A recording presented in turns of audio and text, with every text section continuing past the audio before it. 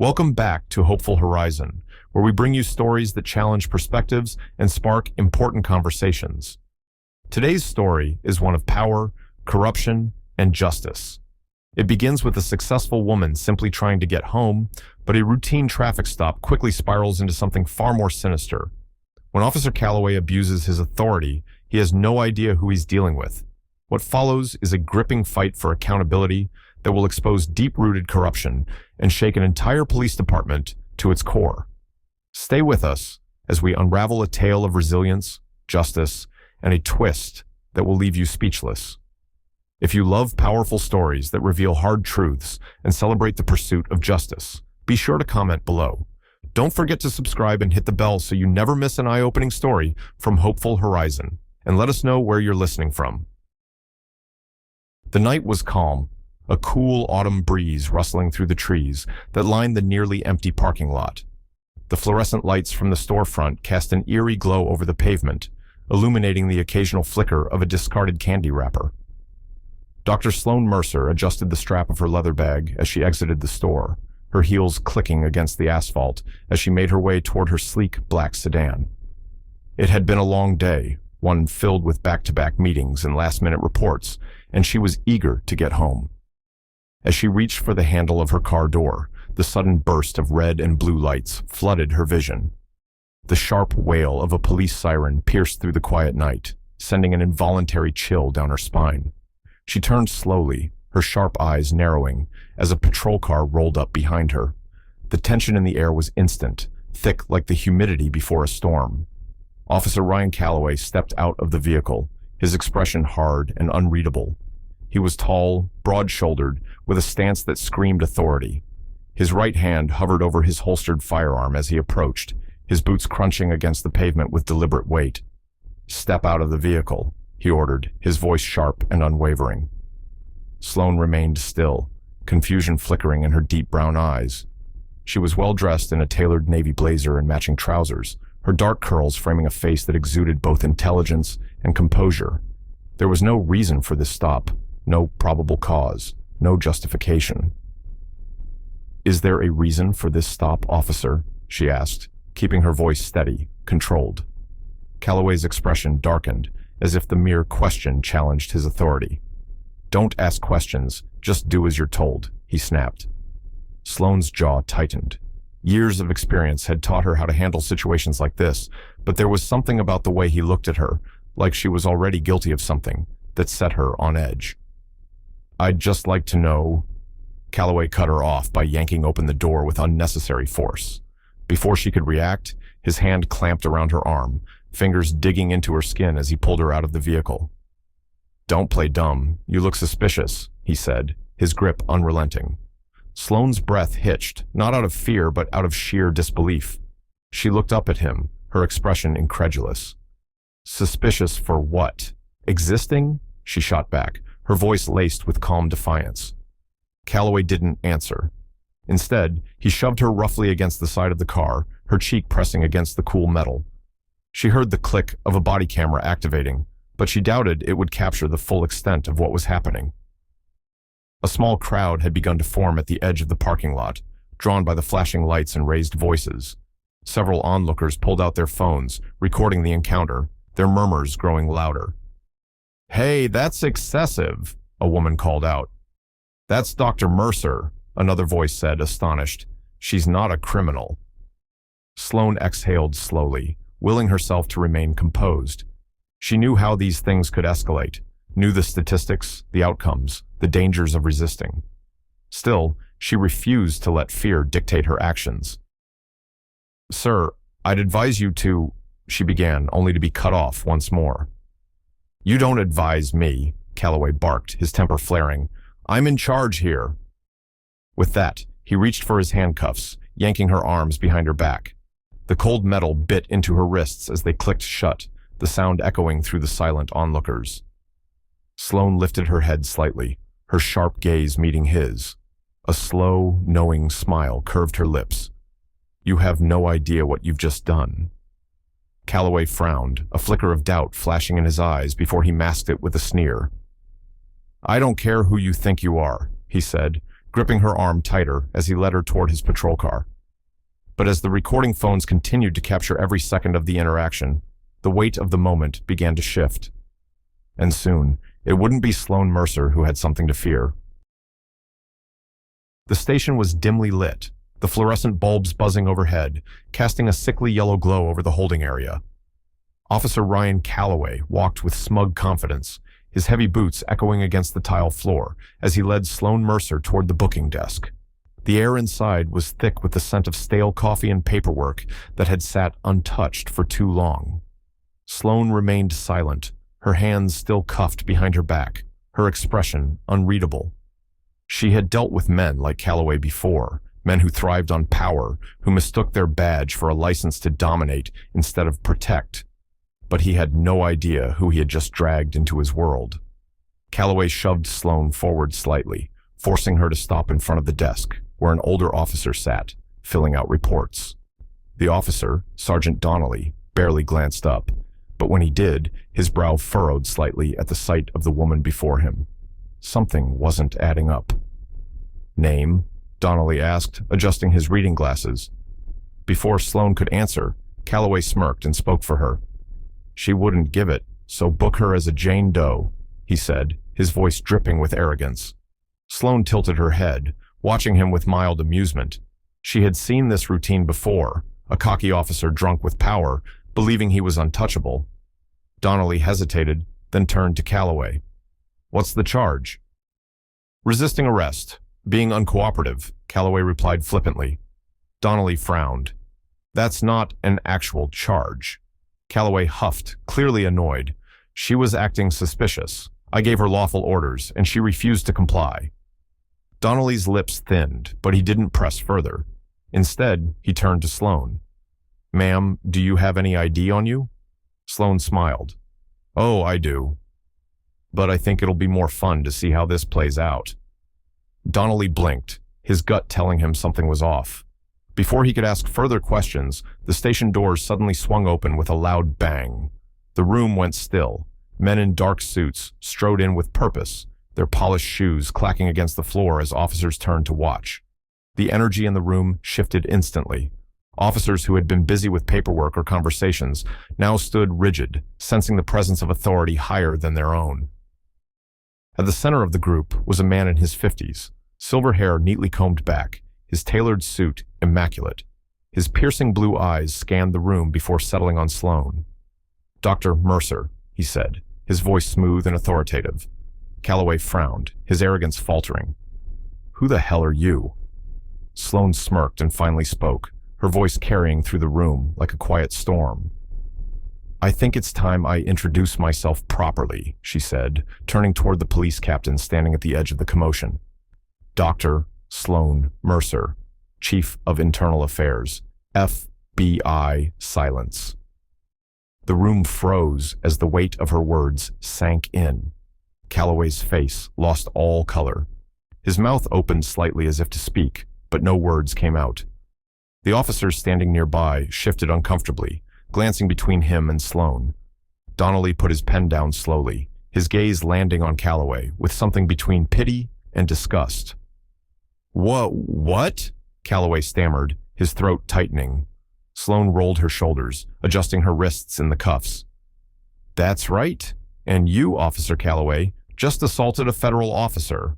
She turned to the man in the suit, her smirk widening. "Would you mind getting these off me?"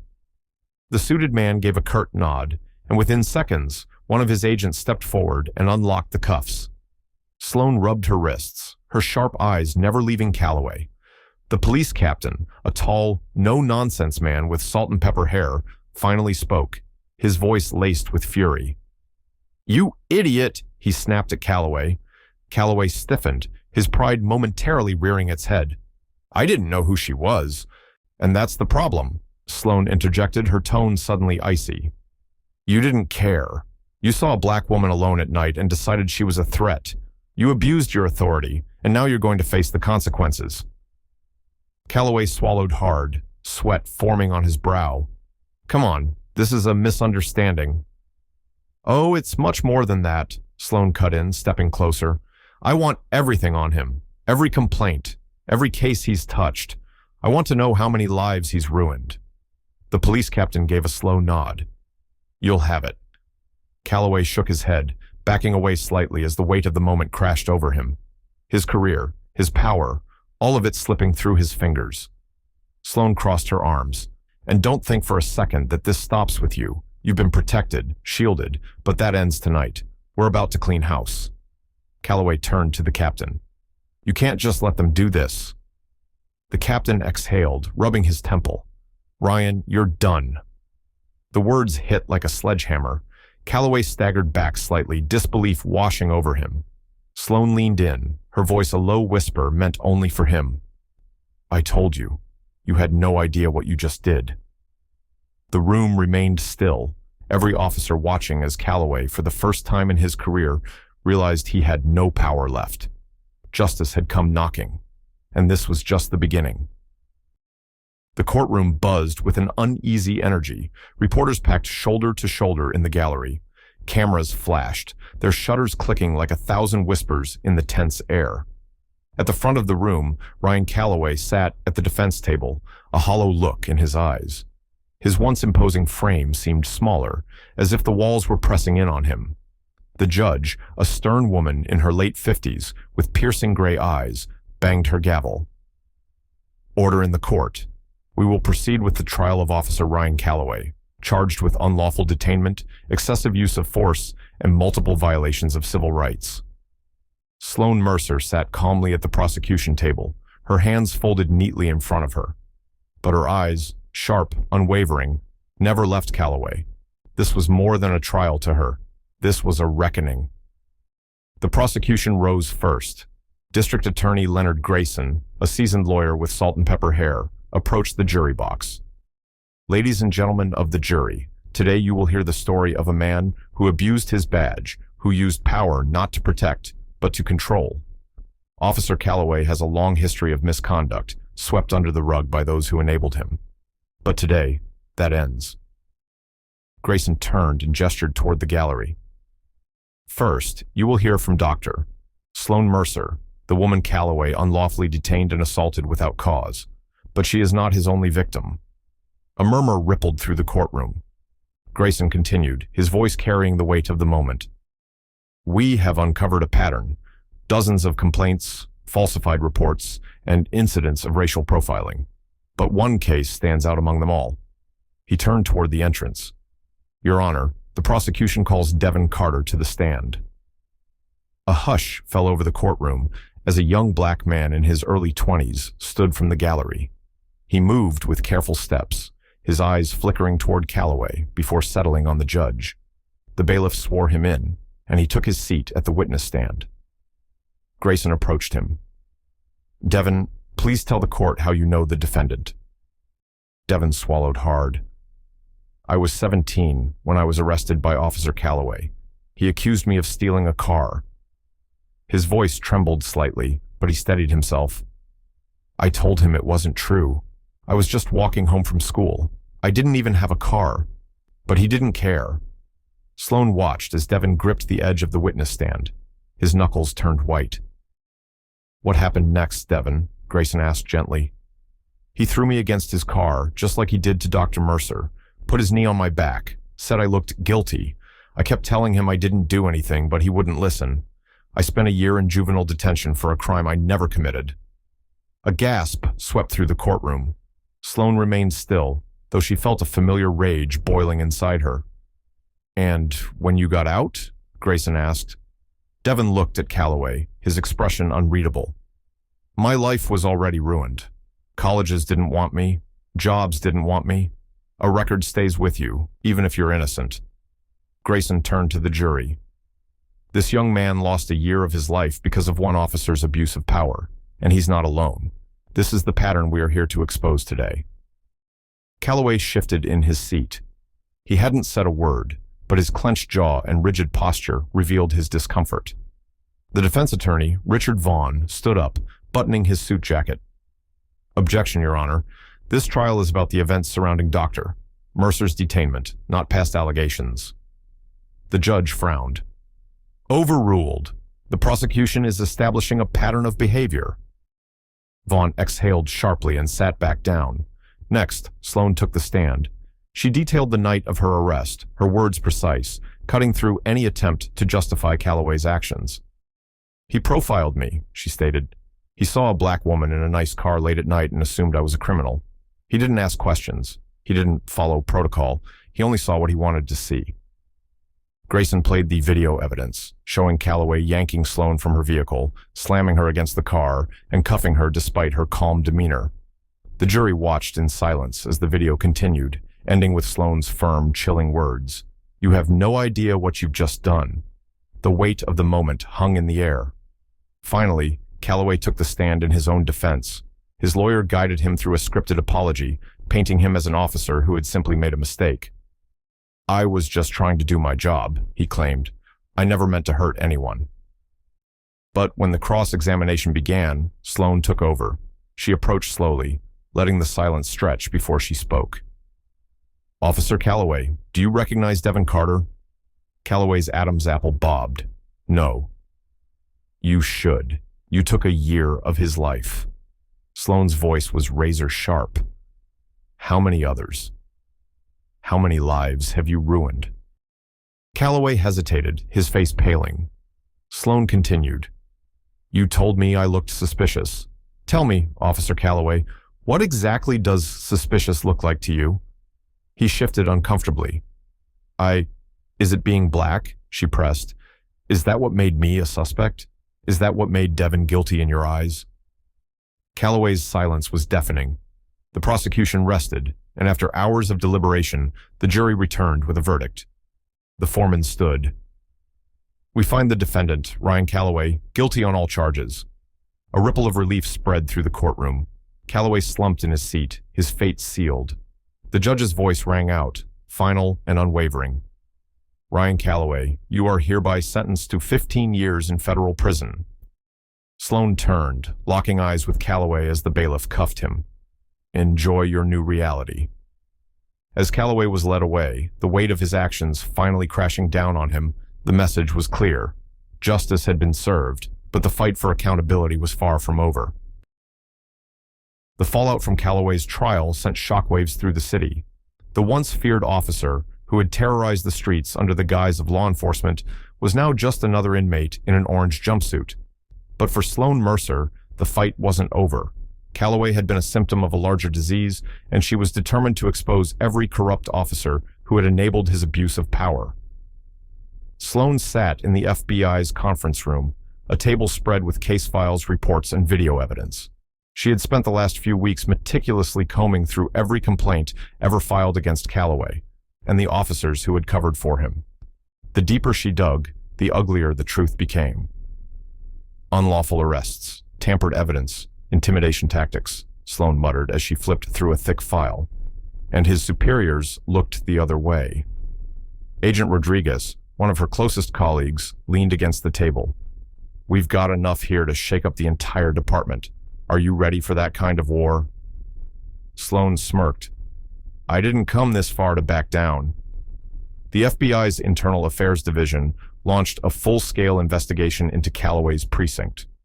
Officers who had turned a blind eye to his misconduct, or actively participated in it, were suspended pending review. The police chief, under immense public pressure, was forced to resign. Some officers willingly cooperated, exchanging testimony for lesser penalties. Others doubled down, refusing to acknowledge their corruption even as evidence mounted against them. One name in particular stood out, Captain Douglas Henshaw. He had been Calloway's direct superior and had buried complaints against him for years. When the FBI subpoenaed his records, they found damning emails and internal memos, proof that he had protected Calloway and other rogue officers from consequences. The city held its breath as Henshaw was led out of his office in handcuffs. Meanwhile, Sloane turned her attention to the young man Calloway had wrongfully imprisoned, Jamal Carter. At just 17, he had been arrested and convicted on trumped-up charges, spending a year behind bars for a crime he never committed. With Calloway's conviction, his case was finally reopened. Sloane personally sat in the courtroom the day the judge overturned Jamal's conviction. "We find that Mr. Carter was unjustly prosecuted based on falsified reports. His record will be fully expunged, effective immediately." Jamal's mother broke down in tears, clutching her son's hand. The teenager himself sat still, as if struggling to process the reality of his freedom. When he finally turned to look at Sloane, gratitude filled his eyes. "Thank you," he said, his voice barely above a whisper. Sloane simply nodded. This was why she fought. Months passed, and the department was forced to implement significant reforms. Body cameras became mandatory, an independent review board was established, and officers found guilty of misconduct were swiftly removed. Public trust, though bruised, began to heal. The final scene of this chapter unfolded in the county jail. Sloane walked down the cold, dimly lit hallway lined with cells. Inmate voices echoed in the distance, but she ignored them, her heels clicking against the concrete floor. She stopped in front of a cell and looked through the bars. Ryan Calloway sat on the cot, wearing the same expression of arrogance he always had.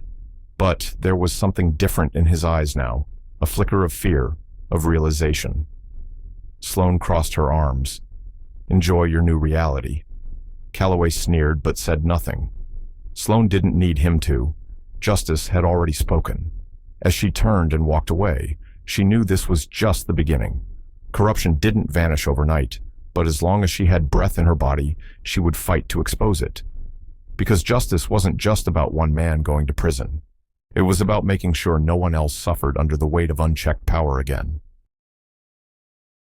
Thank you for joining us on this journey of truth, accountability, and justice. Sloane's story is a reminder that power unchecked leads to injustice, but standing firm in the face of corruption can change lives. Her fight wasn't just personal. It was about exposing a system that had protected the wrong people for far too long.